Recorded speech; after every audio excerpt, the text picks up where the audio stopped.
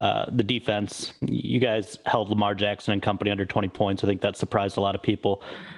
Maybe the one big flaw was some of the open receivers they had running in the deeper parts of the field throughout the game. Was there a consistent theme when you went back and looked at the film? Was it schematic or was it, execution? Yeah, listen, major communication errors, and really, let's put it this way, lack of. And, we have to get much more demonstrative and very clear and concise and loud and pass it along. All right. Because that's what it is. It's not the scheme. It is the communication between players, between our back end and our linebackers, that we have to, we got to clean it up. That was the errors that showed. How much of that is moving parts, I guess, in the back end? Obviously, you're on your fourth starting corner and, a couple new linebackers in the mix this week. Yeah, that plays into it. There again, we got a lot of babies out there, and and they made some young errors for sure, but they're not the only ones. And so some of our veterans, man, they have to step up and they have to be much more clear, and they have to be loud, and that'll be a major point of emphasis this week is our communication, and we're not going to allow it to go any other way. If I have to stop practice and I have to see demonstrative hand signals and screaming and everything it takes, we're going to do it because those we can clean all that stuff up. But but that's got to be. We have to. Thanks, Dan. Yep. Dave. Dan, can you be a little more specific about the communication errors? What were you trying to do there specifically with Watkins in terms of, preventing him from getting up? No, a lot of it wasn't so much that as it was they get into a bunch set or they hop the back and all of a sudden we're going from a locket to now we're boxing it or we're cubing it and so one guy thinks he's locked, one guy is saying we're zoning it, and all of a sudden, you got a corner who's latched on a receiver when he should be off because we're trying to zone it, and it just when those communication errors happen, all of a sudden you get discombobulated, and that's why those things happened. And it's stuff that we've worked on, but there again, we got to get through it. We got to learn on the run here. Yeah. I know yesterday you said, that it was a good coverage. Obviously that was the issue. The other decision I think that people have sort of scrutinized a little bit today is taking the timeout before the fourth down play. Maybe you could just explain, why you did that, what you gained from doing that. Yeah, well, what I was hoping to gain was to get everybody settled and get everybody on the same page. And we did. We had everybody on the same page but one person. And it hurt us. It hurt us. So on a personal level, how did you spend last night? Like, are you a person who's, up in the office all night? Do you just, drown your thoughts out by taking an hour-long shower? Like, what do you do after a game like that? Yeah, I had my family with me, so I as much as I can, I try to, I try to cover up my poop face and try to talk to them and just try to get away from it for a minute. And then, last night, then I went back and started watching the tape. So I at least try to cool my head a little bit before I just start watching, because I don't want to go into it with a certain mindset. I want to try to be a fresh-minded as much as possible about it, and then you just, look, you don't sleep. That's the nature of it. It's hard because you're thinking of all these different things, and, it is what it is. Yeah. Very last thing for me, Taylor Decker, we saw him, on the field before the game going through some of that stretching. Do you expect him back Sunday? What's sort of the update on him? Yeah, I would say as of right now, no, we don't expect him back. I can't totally rule him out, but I would say it would be very slim for him to be back. Thank you. Yep. Hey, Coach, sorry, but I can't be on camera. I'm in the car right now. Sorry about that.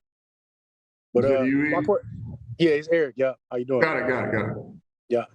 So, Coach, for you, you've been around, other franchises as well. I just want to know your perspective on, when you see it. You talked about the history. We asked you about that last night, and you talked about your positive outlook, how you see things. What have you noticed, or how can you learn to close out games, or obviously you can't prevent a situation like that from happening, but what have you noticed in teams that have been able to be successful in those situations, which I'm sure you guys are working towards? Like, what is the difference between being on both sides of it, I guess, in a sense, and how can you guys work to closing those types of games out? Yeah, you got to make one more play than they do. And we had plenty of opportunities in the first half to make that play that we didn't. And, it catches up with you in the second half. Or you just make one of those plays at the end of the game. So I think that's the big thing that, man, we're just trying to hit home is, guys, you don't know what play it would have been that had changed the game. And it doesn't have to happen at the end of the game. I mean, for example, we get a turnover, we punt it, and Kabinda does a hell of a job knocking that ball out. We get a penalty. We just run out of bounds. And we get a simple flag just because of something like that. And we get a takeaway taken away. We'd be down in the red zone with our offense, and it cost us. So, you just don't know when that play is going to happen and what the difference can be. And you just got to continue to hit them on it. And certainly they got to remember, to have a chance, you got to play the way that we played yesterday with our intensity and energy. And I thought our defense was much better just as far as those things go. When you play that way with that type of aggressiveness and focus and all those things, it gives you a chance. Kyle? Hey, Dan, just sticking with the defense, I guess. What did you think of the play of your edge guys?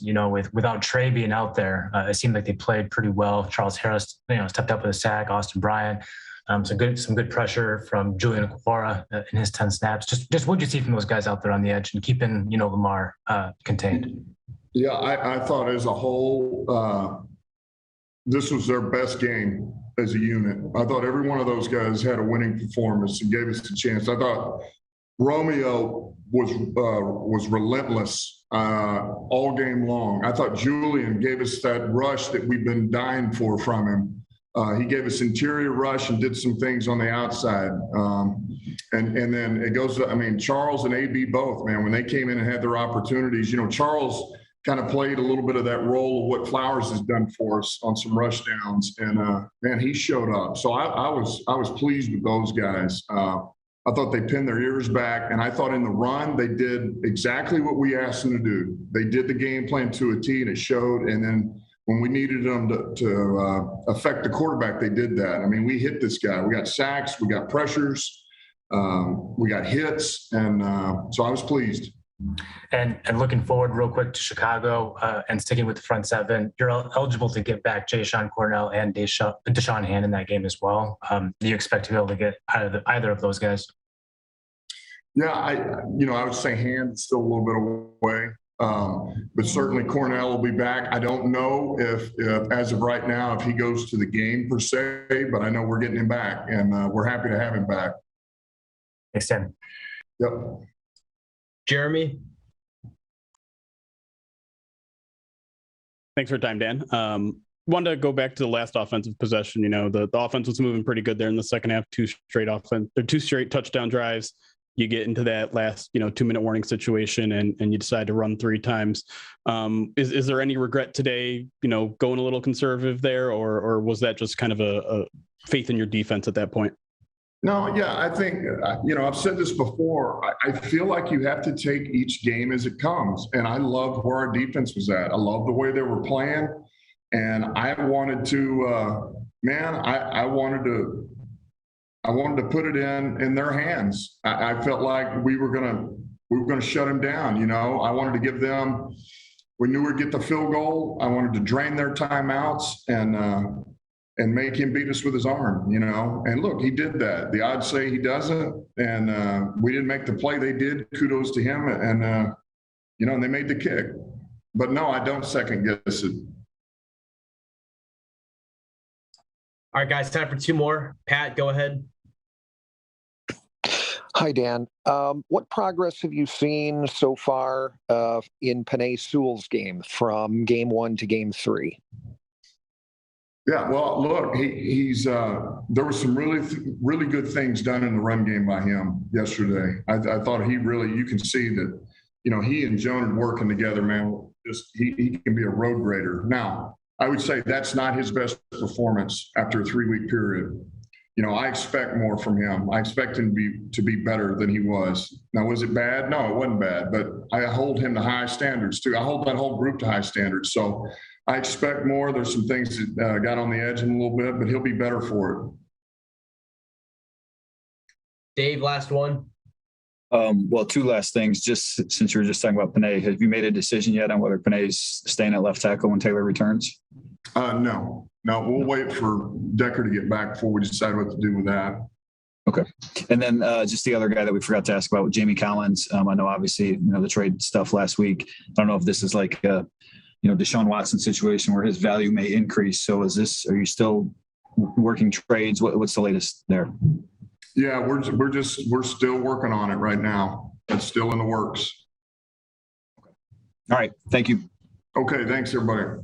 Okay, thanks, guys. We'll be back at